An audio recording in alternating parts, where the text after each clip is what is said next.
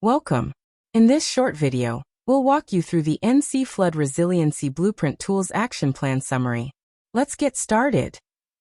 First, we will select View Summary in the top right corner after saving our action plan.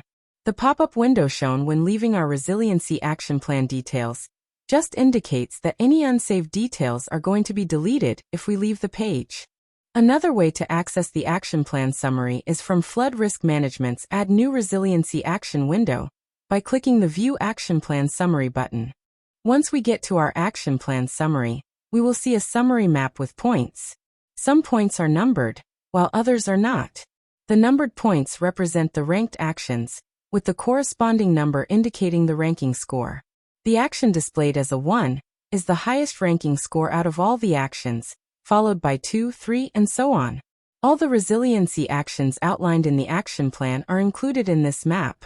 At the bottom of the summary page is the Action Plan Summary table. This is where all the resiliency actions included in this plan are listed. You can see that some actions have checks and some don't. Checked actions are actions that will be included when you submit your action plan to DEQ. Here we can review the actions and choose which actions we want to include. We can use the drop-down to filter the resiliency action category, resiliency action type, and the action status.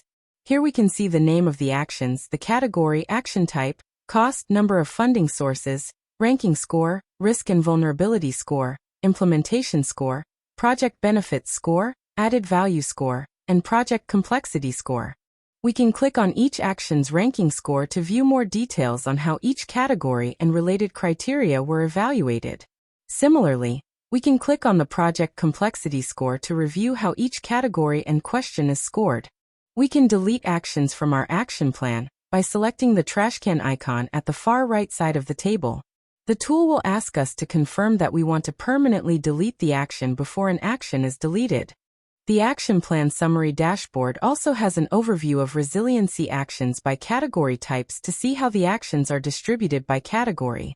If we click Action Plan Report, the user will get a report of the entire action plan with the included actions. Only the actions that are checked will be included in the report. The Action Plan Report provides details of the action plan and the specific actions included. Underneath the details, a report is provided for each resiliency action, detailing the proposed action. We can select Save as PDF, and the browser will download the PDF normally into a cohesive report. That's it. You've just learned about the Action Plan Summary in the NC Flood Resiliency Blueprint tool. For more help, visit youtube.com/@ncdeq.